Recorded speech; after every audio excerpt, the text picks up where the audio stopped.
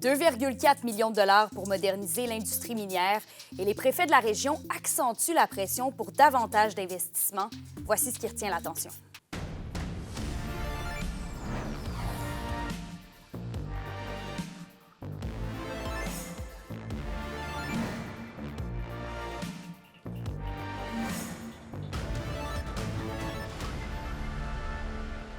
Ici Kémilia La Liberté et voici vos informations. Ce soir, on débute dans le monde minier. Des ministres fédéraux étaient dans la Vallée de l'Or pour annoncer d'importants investissements, 2,4 millions de dollars pour soutenir 5 entreprises minières dans leur croissance et la modernisation de leurs équipements. Le reportage de Zachary Desrosiers. C'est un investissement majeur pour la Vallée de l'Or. Ottawa accorde plus de 2,4 millions de dollars à 5 entreprises de la région qui œuvrent dans le secteur minier.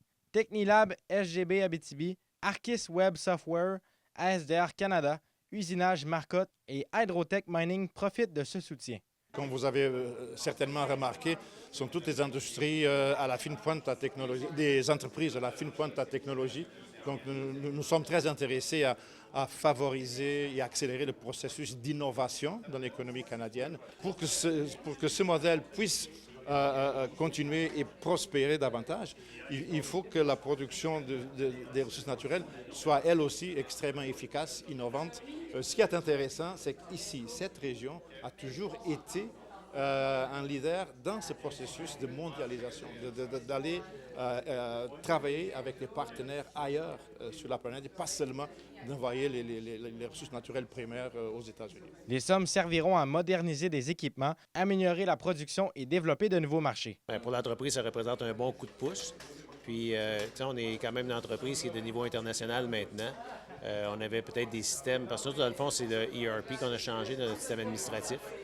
On était peut-être un peu archaïque sur notre système, puis là, on est rendu à la fine pointe. Ça va nous permettre là, de mieux gérer nos gros projets puis nos projets à l'international.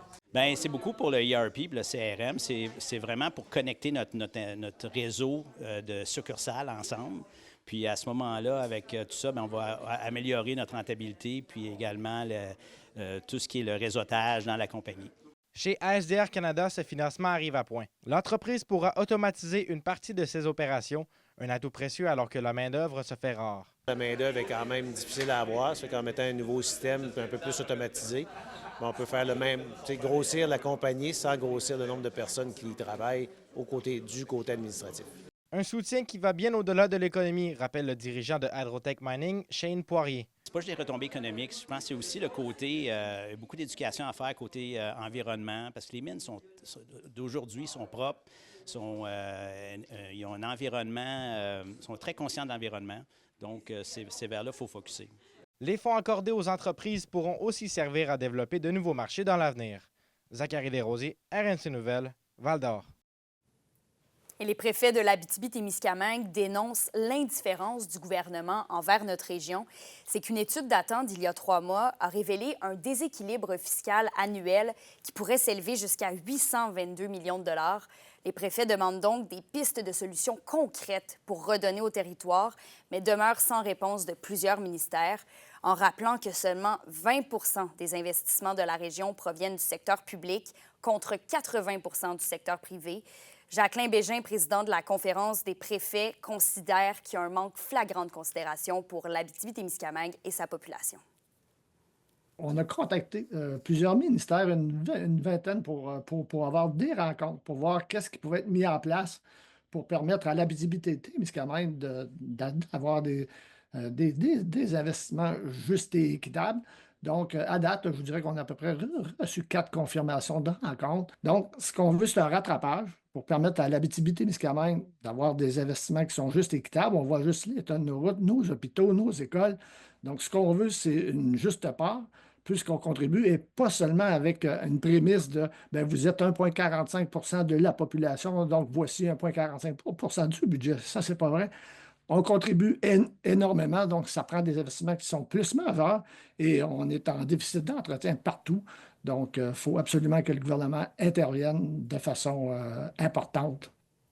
Et ce dimanche, l'organisme de bassin versant du Témiscamingue a retroussé ses manches pour redonner un peu d'air au lac Ossisco à Rouyn-Noranda.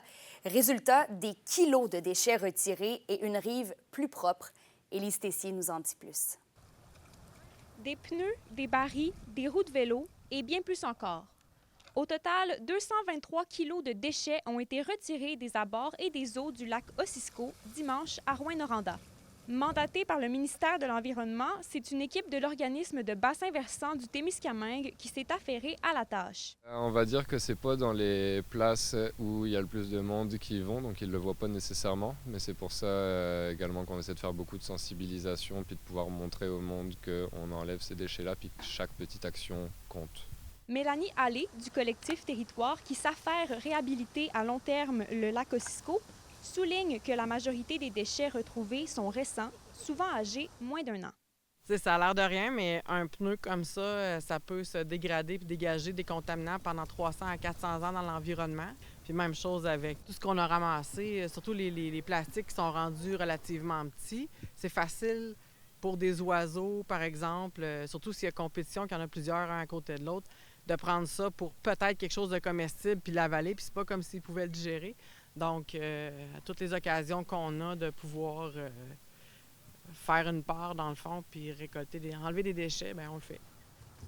Des bénévoles ont participé à la décontamination, une occasion idéale pour sensibiliser le public à l'état du lac. Oui, là, j'arrive du fond du lac, là. Je trouve ça satisfaisant quand même. Ça a quand même bien été. On a quand même plusieurs kilos de résidus qui étaient là depuis très longtemps. Il y en a que ça fait peut-être moins longtemps qu'ils sont là, mais il y en a encore. Ça reste une tâche qui est très difficile parce qu'il y a beaucoup d'algues, il y a beaucoup de plantes aquatiques. Alors, on nage là-dedans, on s'accroche et c'est difficile de voir, en plongeant, c'est difficile de voir qu'est-ce qu'il y a au fond du lac.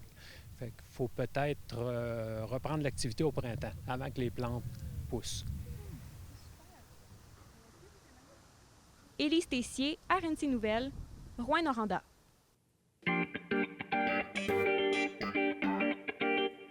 Et d'ailleurs, en parlant du lac Ossisco, la sculpture de l'enfant lumière a finalement été érigée tard en soirée vendredi. Après quelques problèmes techniques, la sculpture est arrivée en bateau et vous pouvez maintenant l'admirer depuis les berges du lac à Rouyn-Noranda. Les deux mécènes, Ginette Marcotte et Luc Paquet, souhaitaient léguer à la population un lieu de contemplation, mais aussi de réflexion, ancré dans la beauté et l'engagement par leur don de cette œuvre. Voici comment ils ont réussi à installer l'œuvre vendredi dernier. À partir d'une barge, qui étaient les barges qui se sont servies pour faire le forage puis l'installation des pieux puis la plaque d'installation. Donc, ils ont été chercher des pièces métalliques qui ont soudé après la barge pour faire une espèce de porte-à-faux auquel l'œuvre était suspendue à la verticale. Ils ont traversé le lac avec ça puis sont venus la déposer, la boulonner gentiment. Qu'est-ce que ça signifie, Enfant Lumière? Ça parle du vivant, en fait. Je pense que c'est la vulnérabilité de l'humain aussi qui est mis en avant-plan. Puis c'est la relation, l'interrelation entre l'humain et l'environnement, puis montrer qu'on n'est pas au-dessus de la nature, mais qu'on est censé faire un avec elle. Et Jérôme Gauthier, originaire d'Amos, participe au Tour de l'avenir avec Équipe Canada, une compétition qui se déroule en France, dans la région de la Haute-Tarentaise. Il a terminé ce matin 98e de la deuxième étape. Au même titre que le Tour de l'Abitibi, c'est une Coupe des Nations juniors pour les moins de 23 ans, mais la plus importante du calendrier, qui est l'équivalente du Tour de France junior. Et actuellement, Jérôme est 128e au classement général.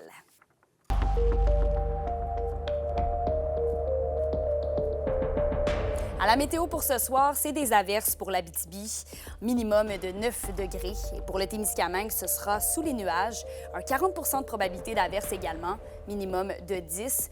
Pour demain, tant au nord qu'au sud, ce sera toujours nuageux, 60 de probabilité d'averses, minimum de 14. C'est vraiment une semaine nuageuse qui nous attend. On garde le parapluie pas très loin. Mercredi aussi, le ciel sera couvert, un maximum de 20 partout en région. Donc voilà, ça fait le tour des informations régionales. On sera de retour demain. Passez une très belle soirée.